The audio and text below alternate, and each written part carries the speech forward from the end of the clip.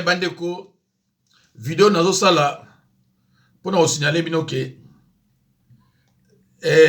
nani Bemba Jean-Pierre Bemba nzoka zakani mwana musala ya Denise Niakero ande ko epesinga pasi vidéo ezali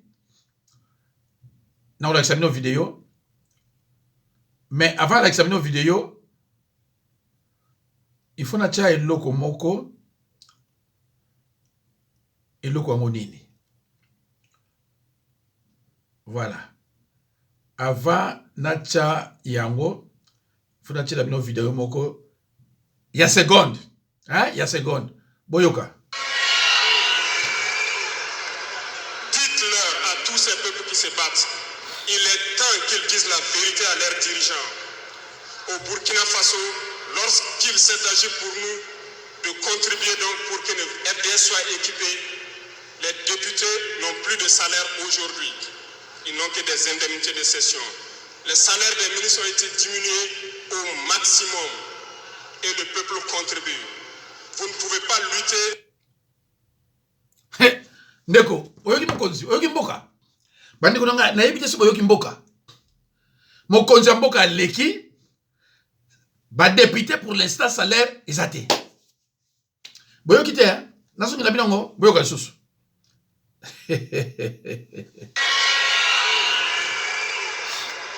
Dites-leur à tous ces peuples qui se battent, il est temps qu'ils disent la vérité à leurs dirigeants.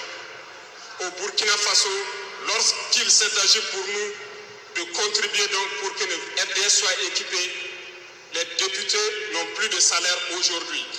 Ils n'ont que des indemnités de session. Les salaires des ministres ont été diminués au maximum et le peuple contribue. Vous ne pouvez pas lutter. Ndeko. Bomoni, pas na biso balobino député parce que député nous ça ne peut surtout na RDC. Député a sala salate et nous comment nous ezate 5 ans au ba autre sala. Boye biso ba député balobaki nini rien. 5 ans ata député moté abima albi tolobaki boye rien 5 ans. Kaka 21 000 dollars, bamso 50 000 dollars na ba jeep. Wane la kisi ke ba occupant ba bisi chilombo pesa bango ba ko kanga monoko ba lobele côté. Alors, na 21 000, wana balbino, siko yokutu, faut bakisa bango 33 000 dollars. 33 000 dollars. Zela bandeko, na ba oyo ba mona ki vidéo yote, parce que ba mususu ba otala o wana te, mais na pesa bino loko moko boye, pour na ba oyo ba komona yango te, ba mona ngo ata awa. Boyo kande bandeko, et pesa bino mawa. Le député touche 21 000 dollars par mois comme salaire. Maintenant, 1 dollar, c'est 2700 francs. Multiplions maintenant 2700 fois 21 000 dollars. Ça donne 56 700 000 francs. Un enseignant congolais touche 300 000 francs, 280 000 francs, 250 000 francs dans des provinces. Alors, prenons 56 700 000 francs congolais divisé par 250 000 francs. Ça donne 227 mois. Prenons encore 227 mois divisé par 12 mois, ça donne 19 ans. Donc, le salaire d'un député par mois équivaut 19 ans pour un enseignant. 19 ans. Donc, ce qu'un député gagne par mois, un enseignant doit faire 19 ans pour l'atteindre. Mais non, ce qu'un député gagne par an, par année, équivaut 228 ans pour un enseignant. 228 ans. Maintenant, ce qu'un député gagne pendant 5 ans de son mandat équivaut 1140 ans pour un enseignant. Maintenant, pour un militaire qui combat pour nous dans l'Est, c'est grave. Je m'arrête là. Si je continue, on va me tuer, on va m'arrêter. Et à partir d'aujourd'hui, je ne vais plus parler na kolobasuma mamboko te, plus jamais. Na zongeli polémique, na zongeli immaturité. Batu nyonso bandeko nanga. Bakoma koloba loba loba loba. Bana bakomisa ba koloba loba. Chilombo, Kamere, Beba, na ba mususu wana. Koloba na koloba. Donc batu comme biso bandimi na biso sentir vraiment que batoyo foi na bango penza eza soninga za lakete. Pona makamboka. Pona makamboka foi ya bandimi na biso est diminué parce que baso comprendre rien comment mboka ekozala na bato mayele te tozala ba docteur tozala ba député ba licencié ba gradué ba nyonso bayele baza kuna mais mboka ezala ba banki te ba Camerounais banani bazosala ba banki na mboka na biso mais voyez wapi un ministre un premier vice-ministre de la défense il faut travailler pour na moi si ya président de la République. Est-ce que moi c'est le président de la République? Azanali na kati ya République. Ah on a tout le monde qui moi c'est Macron abimé à Brazil ba pona biso. Ah on le bataki qui? Mais ah on le bataki qui? Zela to kele musikate na kochela binongo. Vraiment bandeko eza mawa na ibsimino eza mawa. Voilà. Total Namouké, langage à premier ministre intérieur. Vous savez, le problème dans notre pays, c'est question de volonté politique, une volonté du changement, une volonté de la construction. Ceci a manqué à notre pays, je dirais, depuis son indépendance. Boyoki Ndeko, on a sous premier vice-ministre. Ce n'est pas qu'un ministre, mais premier vice-ministre. Moulouba. Boyoki. Alors, Nabato Aboye, Delimboke Robunga. Nabato Aboye, ba occidentaux, ba Kagame, ba Kabila. Tant que son mona, Bato Aboye, ba se pela oui, des incompétents. Alors, Bandeko, tika nachila binona no oyo ya Bemba, Toyoka, o ngam tura lobaki te. Toyoka sona tiango place nini yango yo namoni yango alo tolanda yango nabengaka papa Jean-Pierre ministre de l'Intérieur et la Défense pardon chaque jour soki na lamuki na komelie ndenge nini nalandaka nalinga kolanda réseaux sociaux te po elongola anga kimia Tongo Nyoso tout, na bengaka papa Jean-Pierre Bemba, ministre de la Défense, pour na kotuna e papa Bonikuna. Est-ce qu'elle se rend compte de ce qu'elle dit? Quelle est la fonction de Denise Nyakeru pour qu'elle s'informe de la situation de guerre dans l'Est de la République auprès d'un vice-premier ministre? Et elle vient vous le dire. Donc, la première dame appelle le vice-premier ministre, ministre de l'Intérieur, et elle le dit en public, pour avoir des informations sur la situation sécuritaire de la guerre. Est-ce que c'est normal? D'abord, sur le plan, il y a respect, il y a Momoto. Moi, si il y a Moutou, président de la République, à Zarobenga, ma collaborateur, il y a Moubali Naye. Tout le monde a un Momoto, tout ça, Bantou. Avant na kota nango na inutilité, na manque, il y a sens nango sur le plan, il y a structuration en boka. Moi, si il y a Moutou, il y a Ndaku. Maman Yandaku, alobi chaque tongo a bien un collaborateur ya mobali na ye qui par-dessus tout est ministre de la Défense pose une information sur Mboka. Il est dit en public. Il est dit, regardez comment on gère votre pays. Ce sont ces gens qui vont aller s'agenouiller chez Maman Marthe.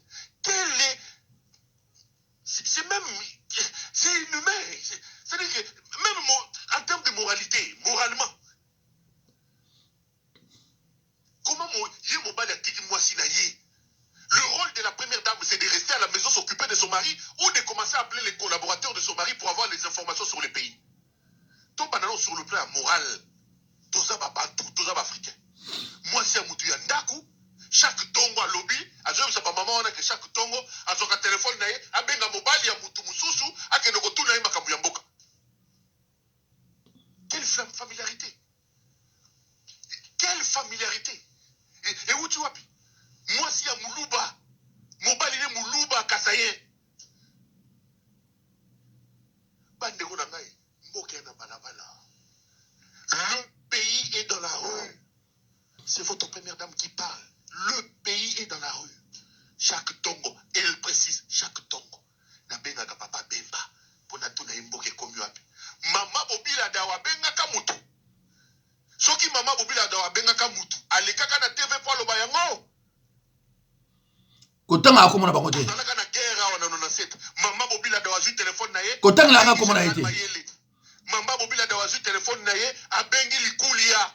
Mama Bobila da wabengi pe aleki na teva lobi na benga kalikulia na benga kamayele tongo nyonso ayebisanga gere komi Bobila dawa Mobutu atiki ya longa alika na teva loba bongo. Mama Olive Lembe Kabila oyo. Son mari a géré des guerres. Son mari a pris le pouvoir pendant la guerre. À 29 ans, Mobalina Bundi, Mobalina Kimiseba 23. Maman Olive Abandoko la Mukanatongo a eu le téléphone, Abandiko Benga, ba collaborateur, ba de ministre à défense. À l'équipe native à Lobby Nabino, Nazaki, Maman Olive, Bazaki Bassa, président de la République. Toza wapi, Batekonangai. Toza wapi, Tozo Kende wapi. D'abord pour le kumu ya mwasi ya mutu. Pour le kumu ya mwasi ya muluba na ndaku. Okokosa la makambabwe. Mais pour les gens qui ont bien, même si ça peut se faire, il faut passer à la télévision pour les dire. C'est les Rwandais qui vous ont dit de faire ça. Parce que Bino, tout tourne autour du Rwanda. Les Rwandais, c'est les Rwandais. C'est les Rwandais qui ont dit à votre première dame, à vos premières dames, de créer des familiarités avec les collaborateurs de leur mari et de passer à la télévision pour les dire. C'est les Rwandais, c'est les M23. C'est les M23, c'est Paul Kagame qui lui a demandé de faire ça. L'État est sacré, mes chers frères.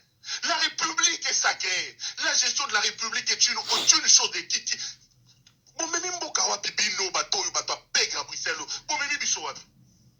La gestion de la République est une chose sacrée.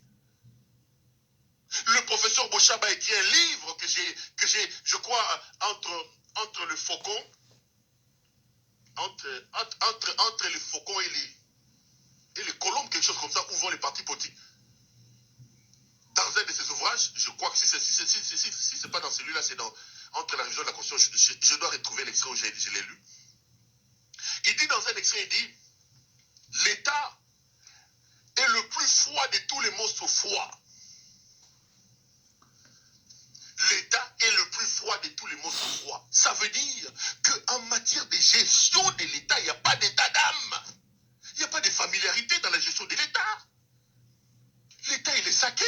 Vous avez la responsabilité de conduire les 100 millions de Congolais. Vous avez la responsabilité de gérer 2 345 410 km² de superficie. La gestion de la République est une chose sacrée. Elle doit se faire avec une certaine hauteur, une certaine dignité, mes chers frères. Il n'y a pas de familiarité dans la gestion des affaires de l'État. Et vous pensez que ces gens vont vous finir la guerre? Un peuple amorphe que nous sommes. Nous laissons la République être gérée comme ça entre des copains, des copinages au sommet de l'État. Des copinages. Des familiarités inutiles comme ça. Et on le dit en public. Dans un pays sérieux, les gens doivent descendre dans la rue. Dans un pays sérieux, les gens doivent manifester pour poser des questions à son mari. Brigitte Macron vous dit, chaque tongo a bien un kasoki nani, pour avoir information en boca. Un pays en guerre, au commis on a négéni, au commis camarade négéni, bon, de benga la maramboka, au commis on a négéni. Mais dans un pays où le peuple ne comprend pas les enjeux, on laisse passer. Et ce sont ces équipes qui ont filmé et qui ont mis ça.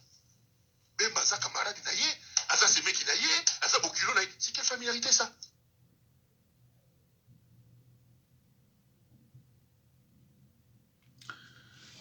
Bandeko, Dabanzi, Maël Bando aussi la biso. Donc, maman Oyo, yangona batumso wa tin langa ba makambo awa, oh, aza espion, ya Kagame, azoka ba information, atindeli Kagame. Au monde ba information, yangona wa lubake, soko zui information, soko zui information bomba yango, renseignement moko bomba yango. Donc, souci na ye, soko lali, olia kanisa mobile na ye, azo kanisa Bemba. Bemba pe yoki yango, enfin ne kimia. Parce que Bemba ne travaille pas pour la nation, Bemba travaille pour Denise. Ayebi ke soka répondre ye ke non, ko tunanga biloko boyete, ba kolongole musala. Tala bande ko niveau, tala niveau mboka. Azo banga lumino, soki na désisté kaka malamoko, ba kolongola musala. Donc chaque tongo, à l'insu de son mari, abengi Bemba. Ndenge kuna Bemba pesi ba renseignement nyonso, ba formation nyonso. Ye azu yango a transmettre yango à qui des droits. Bande botala ndenge mboka ezokufa. Botala mboka ndenge ezokufa. Et Chilombo ayoki mwasi na ye. Ba déclaration outi ko sala en dehors ya ndako na ye. Incapable ya koloba. Ya bande kolonga moye aloba esate.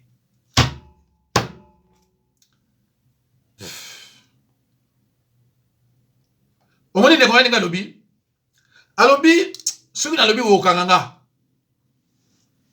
Bandeko, bo kanga batu pour bazo ba vérité, pour bazo expliquer peuple ndenge mboka yotamola, bo kanga ye, boko boma ye.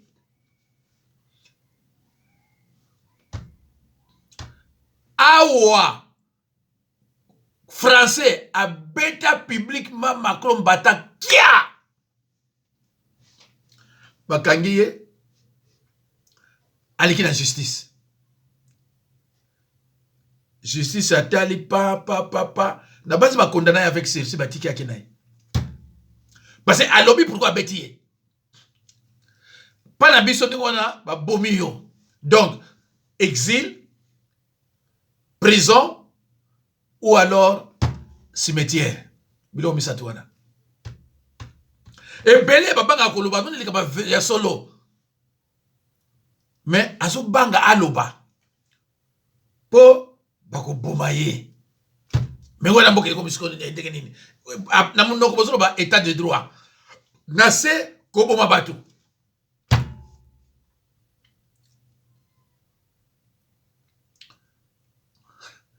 Mwasi. Neti mwasi ya Macron awa. Abenga ministre de défense abenga yalo wa ya pesa nga situation. Ah, mais na ebisio bako demander Mobali la démissionner. Alors, Denis Nyakeru, boyoga un message dans le baki, même si on a gagné guerre en côté, donc elle est déjà pessimiste à ébiquer, guerre wana, bon putain là, bon na bakamana le baka, bon peut ça raison. Dans le bas de guerre wana, tu là au gagnant jamais. Denis a le bien côté. Même si on a gagné en côté, bana na biso, bakoko na biso, bakoko lolo, bako ya ko récupérer en moi. Parce que ayebi guerre wana on gagné en côté. Et puis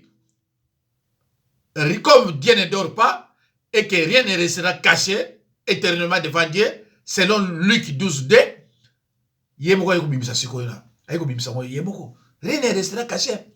Ayeko bimisa mo yemoko que chaque tongo na benga ka Bemba apesa ga situation. Ndeni zo leka kuna na este. Bemba pesa ka na este te. Yepe bomba mane na kin aluka ka zo ba situation kuna. Ale yesu koyo aspeki ba Bemba. Donc, si vous avez un benga rapena aner, kuna pe fazwa parce que source de information ça kuna na aner.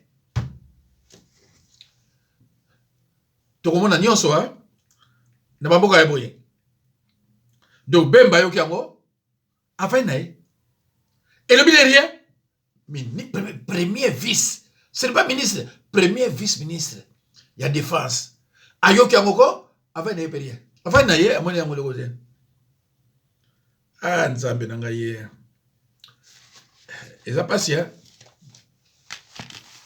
Vraiment, ils ont passé.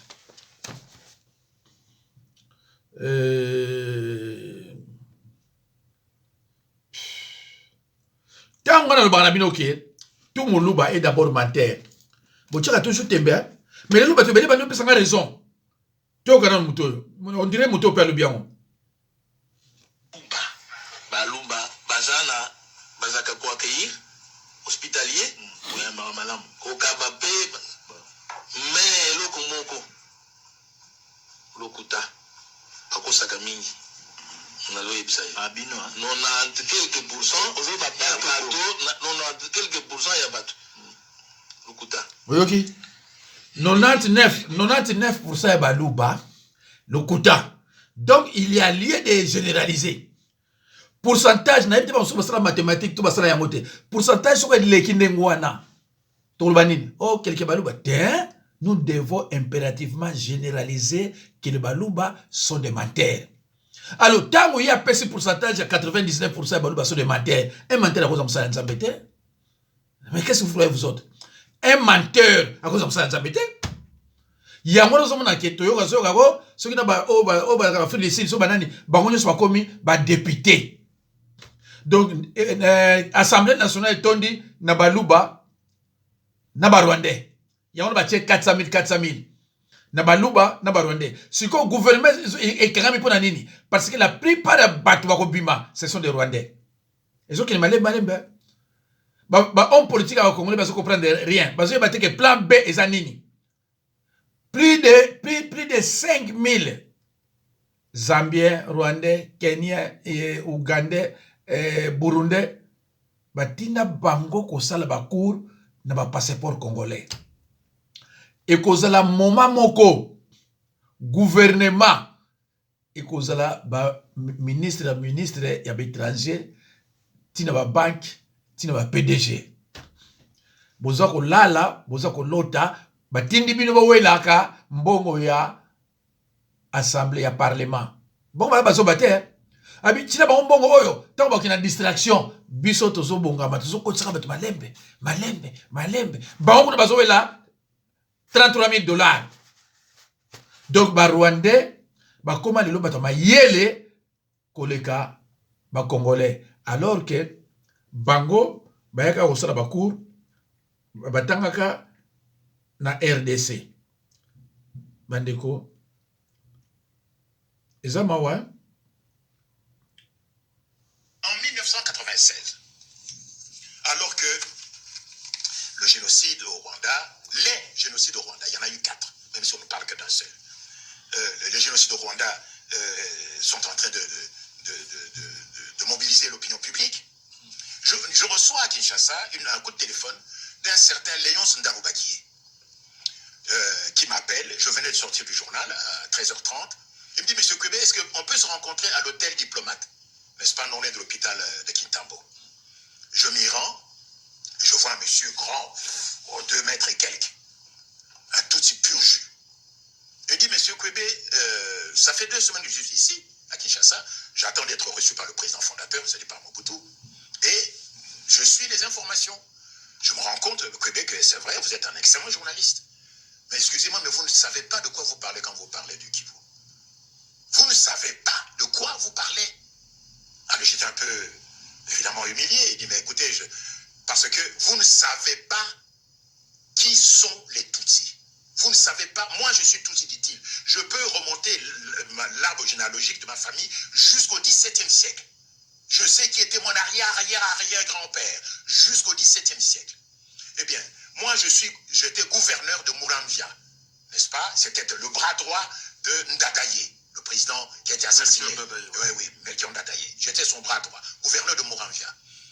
Et moi, j'ai échappé à 5 attentats, n'est-ce pas? J'ai échappé à 5 attentats par mes frères Tutsi. Entre parenthèses, on en parlera. Fachi a échappé à 5 attentats ici, mais dont on ne parle pas. Fachi a échappé à 5 attentats. Le premier, c'est celui contre son avion, avec son chauffeur et sa voiture en Antonov. Oui, c'était ça le premier attentat. Mais il y en a eu d'autres dont on ne parle pas. Donc, il dit que, Léon Ndarubaki me dit qu'il a échappé à 5 attentats, mais il est venu ici pour dire à Mobutu ce que sont les Tutsis, qui sont ici au Congo. Ce sont eux qui vont l'abattre. Ce sont eux qui vont le faire partir. Mais j'attends depuis 2 semaines, je ne suis pas encore reçu. Et il me dit, mon cher Kwebe, vous ne savez pas, vous n'avez pas la moindre idée, quelle que soit votre imagination, de la haine que nous, les Tutsis, nous portons aux Bantous congolais. On vous hait, on vous déteste. Et d'ailleurs, on vous appelle des chèvres dans notre argot. Et pour nous, les Tutsis, tuer un Moutou congolais, c'est faire œuvre de prophylaxie. C'est comme si vous écrasiez un moustique. Le moustique ne vous a rien fait, mais dès que vous voyez un moustique, le premier réflexe c'est de l'écraser. Dès que vous voyez un serpent, si vous avez un bâton, le premier réflexe c'est de le taper. Eh bien pour nous les Tutsis vis-à-vis des Bantous et des Hutus, c'est la même chose. Et c'est dit en toutes lettres dans le plan d'annexion, le plan ici. Il dit on vous déteste, on vous hait, comme vous ne savez pas. Et je vous signale que les Tutsis sont en train de préparer un coup contre Mobutu. Ils ont dû rire sous cap lorsque Félix Tshisekedi disait que Kagame est son frère. Exactement. Mais écoutez, voilà ce qu'ils disent ici. Tout intellectuel, c'est le point 4 du plan. Il y en a 18, il y a 18 points. Hein. Le point 4, je lis. tout intellectuel Motutsi est tenu de se faire un ami dans tous les services de la République démocratique du Congo pour lui permettre de s'initier à la machinerie administrative de ce service en vue de se préparer au remplacement éventuel à la responsabilité de ce service. C'est le point 4 du plan. Ça vaut la peine de le lire. Vous allez comprendre que, en fait, nous sommes totalement à côté de la plaque. Nous n'avons pas la moindre idée du péril majeur qui plane au-dessus de nos têtes, de l'épée de Damoclès qui est suspendue au-dessus de nous depuis le 6 août 1962. Et nous, qu'est-ce qu'on fait? On organise des élections.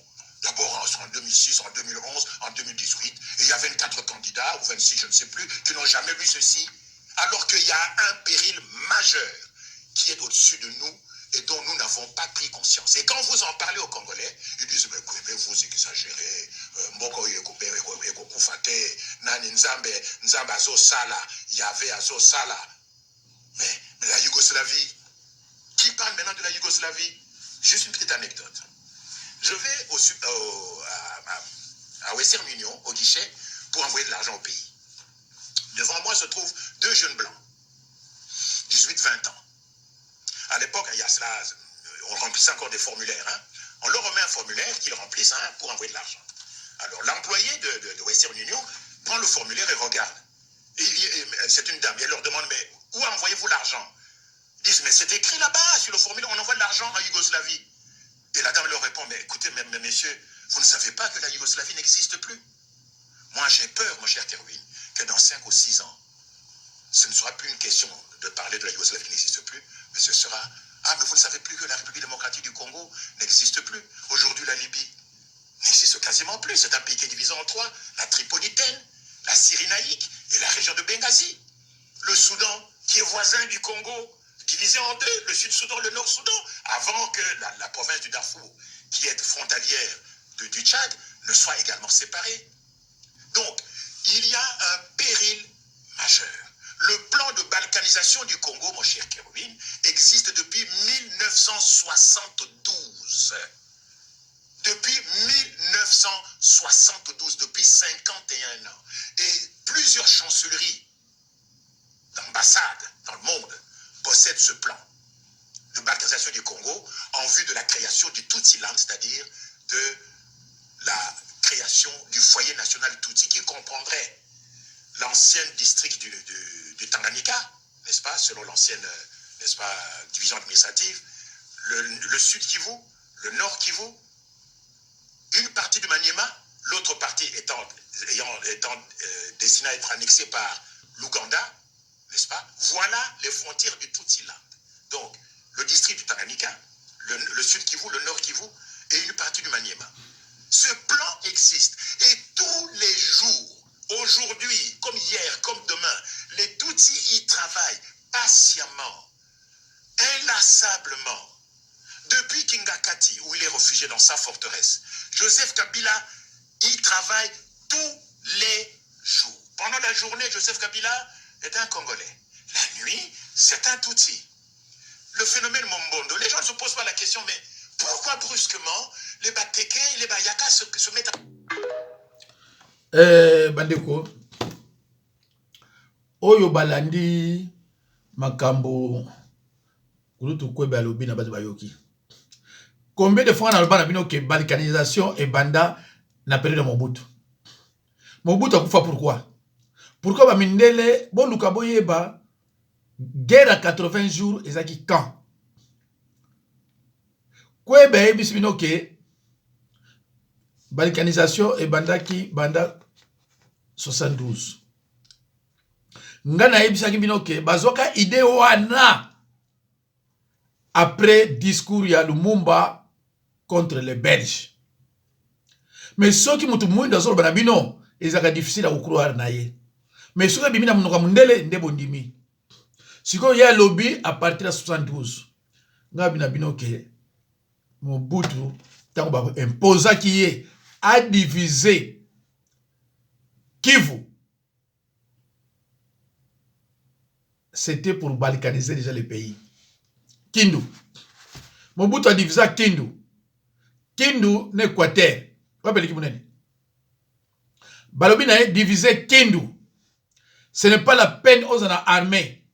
pour ceux qui bitumba ezali biso mo to porter au secours tala ndenge mutu azanga mayele aye ko boma armée naye akiko zo bato bazana mboka ba yibina mo armée te atie bango ba généraux guerre comme na Bandundu bango ba kimi déjà et voilà mais congolais au moni ndenge nani alobi ya muta kwebe alobi congolais te mazo expliquer makambo alobi on tika makambo wana te biso mboka bazoba nzambe azali nzambe akosala yango wana faux pasteur Marcelo wa bala moluba yaza ngolais wizi bakendaki na stade pona koluba pa nzambe baninga bazu minduki nzambe baloba kaza nzambe minduki tangu bana Egypte abimai ba oke na kana bato balaki te na kana kuna bato bazalaki te alors bandeko ngalinga ina lakisa bino pasteur moko tuti makambo azoko teya na yebite suna tiango wapi makambo azoko teya azoteya bango clairement que mboka oyo ya RDC ekozala ya biso aza clair hein?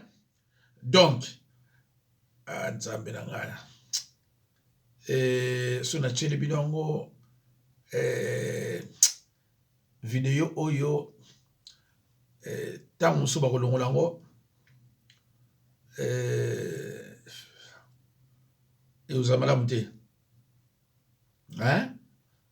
so na tieli bino yango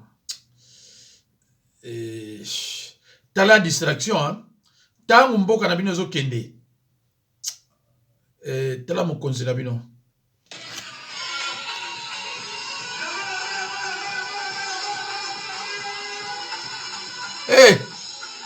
Nzambe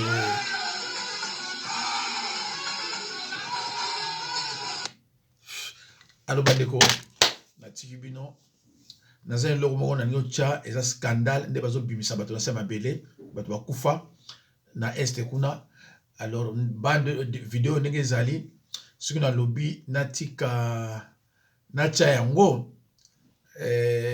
video ekozala ekobima te ekozala bloqué wana biloko nyonso malamu na tie ekozala susu te alo bandeko eza mawa balobi Yougoslavie existera susu te mais RDC bandeko tozo kobanga po un jour koyoka RDC ko resiste eko exister susu te c'est fort possible parce que Rwandais pona koboma mutu pona yeza neti moustiki Bosse demandaka bandeko nanga pourquoi Kabila atiki capital ake kofanda na ye na kingakati sika ya kisasa kofanda na kuna est-ce que bo réfléchissaka likamota mukete jour ko bari na kini ba ya uzana kimia parce que aza